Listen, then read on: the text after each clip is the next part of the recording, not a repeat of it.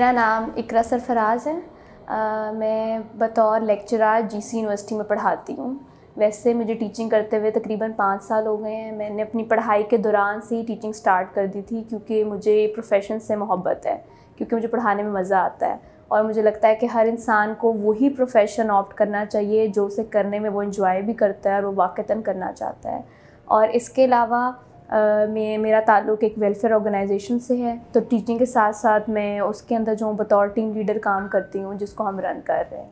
Political science की definition बहुत philosophers ने अपने अपने तौर तरीके से बहुत मुख्तलिफ़ तरीके से दी है।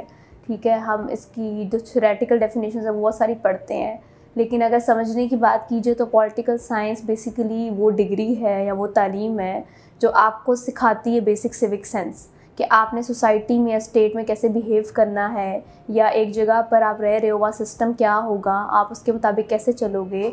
जो एक इंसान को शऊर ही देना है कि शऊर इस हिसाब से कि वो चाहे सियासी हो, माशरती हो, या हर हिसाब से वो बेसिकली पॉलिटिकल साइंस ही है।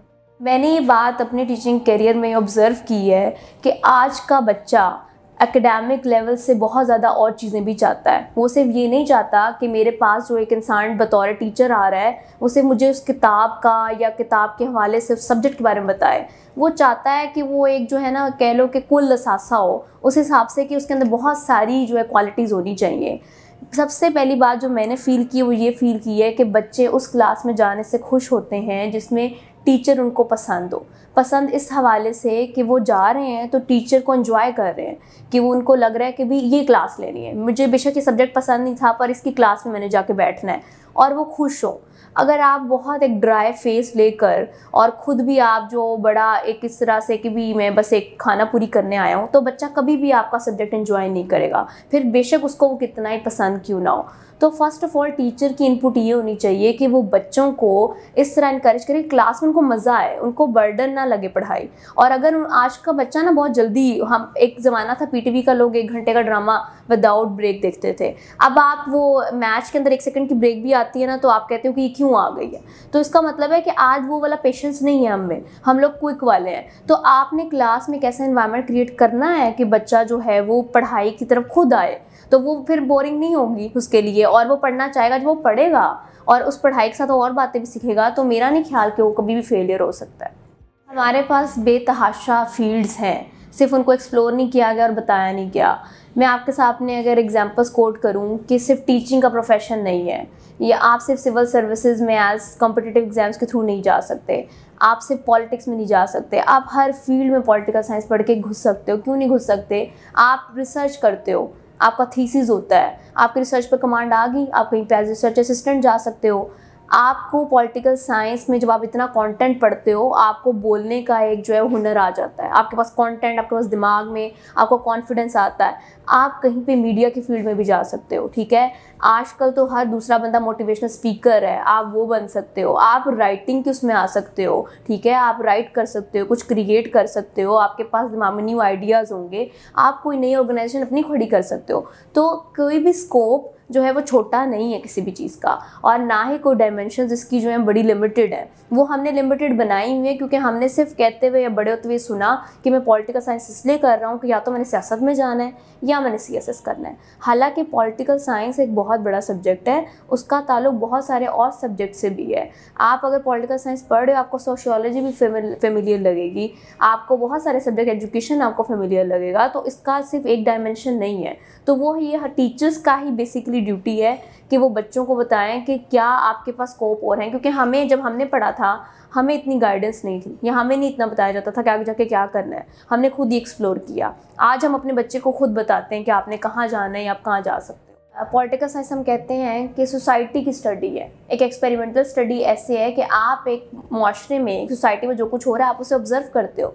तो आप बच्चों के प्रोजेक्ट्स रखो कि आप विद इन द स्टडी, वो ड्यूरिंग अपने टाइम पीरियड में आप बाहर जाएं, आप कोई फील्ड में कोई काम करके आएँ, आप फील्ड में कोई प्रैक्टिकली काम देख कर आएँ। उसके अंदर आप टेक्नोलॉजी को भी इंट्रोड्यूस करवाओ, आप टूल्स भी यूज़ करो। आप लोग डिफरेंट डिपार्टमेंट्स में जाओ, वहाँ पर टूल्स टेक्नोलॉजी यूज़ हो रही है, आप उसको बीच में साथ में शामिल करोगे। आप इसको टेक्नोलॉजी में खुद शामिल कर सकते हो। अब प्रोफेसर तैमूरुर रहमान है, वो प्रोफेसर हैं पॉलिटिकल साइंस के, उनका कितनी आवाम ऐसी है, शायद उनके बच्चे लम्स में कम हो लेकिन कितने लोगों से यूट्यूब पे पढ़ रहे हैं, ठीक है। तो वो सोशल मीडिया या एक जो भी उनका टूल है, टेक्नोलॉजी है, उसको यूज़ कर रहे हैं, पॉलिटिकल साइंस के साथ उन्होंने मर्ज किया हुआ है। तो आप बेसिकली क्या कर सकते हो, सबसे बड़ी बात कि आप सोसाइटी में जितने भी आपके इंस्टीट्यूशंस हैं, डिपार्टमेंट्स हैं, आप फील्ड स्टडी बच्चों को कहो कि वो फील्ड स्टडी करें, कि लोग इसे थ्योरेटिकल स्टडी तक लिमिटेड ना रखें। लगता है कि भी सिर्फ पढ़े लिखे लोग जो हैं, सिर्फ एक पढ़ा लिखा इंसान या कह लो कि एक बहुत लाइक फाइक इंसान जो है, वो इस मुल्क के मसाइल का हल नहीं है, बिल्कुल भी हल नहीं है। इसलिए हल नहीं है क्योंकि हमारे पास इतने ब्यूरोक्रेट्स हैं, हमारे पास इतने सिविल सर्वेंट्स हैं, क्यों आज तक पाकिस्तान के सारे मसले हल क्यों नहीं हुए, ठीक है। इतने एजुकेशन एक्सपर्ट्स हैं, क्यों हमारी कोई पॉलिसीज़ वगैरह नहीं निकली। बाहर के मुल्कों में एजुकेशन के ऊपर इन्वेस्ट किया जाता है। सिंगापुर में जो बजट एजुकेशन पर वो खर्च कर रहे हैं, वो पाकिस्तान में खर्च नहीं हो रहा है, ठीक है। जो वहाँ पे फिनलैंड में जो मॉडल है कि वो बच्चे से खुद पूछ रहे हैं आप क्या पढ़ना चाहते हो, आपका इंटरेस्ट क्या है, वो पाकिस्तान में तो नहीं पूछ रहे हैं। यहाँ पे तो एक बंदा जो डॉक्टर बनना चाहता था उसे इंजीनियर बना दिया गया, जो इंजीनियर बनना चाहता था वो कुछ और बना दिया गया।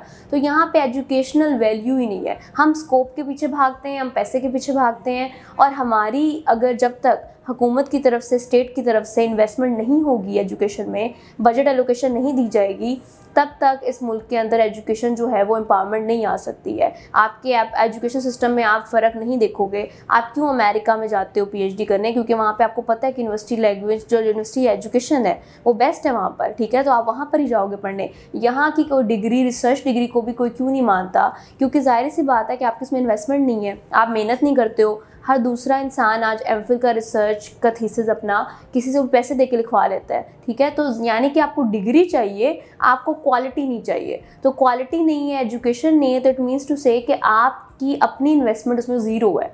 जब तो हम लोग हमारे इन्वेस्टमेंट देखें ना, अब हमारी इन्वेस्टमेंट मिलिट्री में ज़्यादा है, ठीक है, और हमारी एजुकेशन में उसके मुकाबले में 3% भी नहीं होगी। तो जाहिर सी बात है कि जब आप जिसमें इन्वेस्ट करते हो वही वाला तबका ऊपर उठ के आता है और उसी में आपको बेहतरी नज़र आती है। तो एजुकेशनल स्टैंडर्ड जो हैं वो बहुत मुख्तलिफ हैं। अगर हमने बाहर के इंटरनेशनल लेवल पर जाना है तो हमें उनके मॉडल्स फॉलो करने पड़ेंगे। सबसे पहले तो मैं कहूँगी कि हर बच्चा वही पढ़े जो उसका दिल चाहता है, जिसका उसमें इंटरेस्ट है, चाहे वो लिटरेचर है, चाहे पॉलिटिकल साइंस है।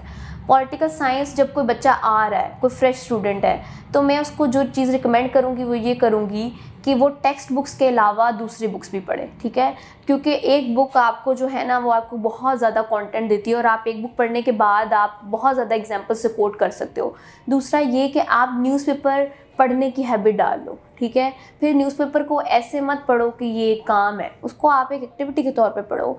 आप राइटिंग की हैबिट डालो। मैंने बहुत सारे अपनी टीचिंग कैरियर में ऐसे बच्चे देखे हैं जो एकेडमिकली बड़े लाइक होते हैं, बहुत अच्छे होते हैं, लेकिन उनको लिखना नहीं आता क्योंकि उन्होंने कभी लिखा ही नहीं बैठ के। वो सिर्फ पेपर वाले दिन बैठ कर लिखते हैं और उस दिन भी उनसे टाइम मैनेजमेंट नहीं होती है। तो जब तक आपके अंदर राइटिंग स्किल्स नहीं आएंगी, आप एक अच्छे स्टूडेंट नहीं बन सकते हो। तो आप क्या ऑब्जर्व कर रहे हो, क्या आपने सीखा, आप उनको बुक्स वाली एक्टिविटीज़ देना, आप उनको आर्टिकल्स दें, और आप ये ना कह दें कि बस पढ़ लेना। आप अगले दिन आके पूछो क्या पढ़ा था इस किताब में, क्या समझ आई, क्या इसमें समझ आई है। तो जब तक ये वाली एक्टिविटीज़ नहीं होंगी, प्लस बहुत ज़्यादा जो चीज़ आपको सिखाती है वो ये कि आपका एक्सपोजर होना चाहिए। एक्सपोजर वो ये कि फील्ड में भी, और आप दुनिया भर में देखो, आप डिफरेंट स्कॉलर्स को सुनो, डिफरेंट राइटर्स को सुनो, डिफरेंट आप टीचर्स को सुनो, आप वीडियोज़ देखो, इंटरव्यूज़ देखो। आपको बहुत सारी बातें जो हैं वो उन वीडियोज़ इंटरव्यूज़ में मिल जाती हैं जो एक्सपर्ट्स बैठ के कर रहे होते हैं बातें। तो वो आपको रोज़ क्लास में भी नहीं मिलेगी बात, तो वो लाजमी आपको करनी चाहिए, तो ताकि आप इस फील्ड के अंदर अच्छे उतर। Marvin.pk एक बहुत अच्छा इनिशिएटिव लेकर आया है कि वो बच्चों में, स्टूडेंट्स में, जो यंग जनरेशन है उसके अंदर अवेयरनेस दे रहा है। और अवेयरनेस इसलिए भी बहुत ज़रूरी है क्योंकि पाकिस्तान का सबसे बड़ा मसला ये है कि पाकिस्तान में अनएम्प्लॉयमेंट है। अनएम्प्लॉयमेंट भी उन लोगों की कि जो लोग पढ़े लिखे हैं, जो काबिल हैं। तो अगर एक इंस्टीट्यूट से, किसी एक प्लेटफॉर्म से, किसी एक इदारे से भी आजकल के दौर में अगर कहीं पर भी अवेयरनेस आती है इस हिसाब से कि वो बच्चा जाके कुछ कर सकता है, तो एक बहुत बड़ी कॉन्ट्रीब्यूशन होगी सोसाइटी के ऊपर, तो जो कि Marvin.pk बहुत अच्छे से कर रहा है। और अगर ये करते रहेंगे तो जाहिर सी बात है कि एक ना एक बच्चे को भी अगर कोई अच्छा एक फ्यूचर में स्कोप मिल जाता है इसकी मदद से, तो एक बहुत बड़ी कामयाबी होगी।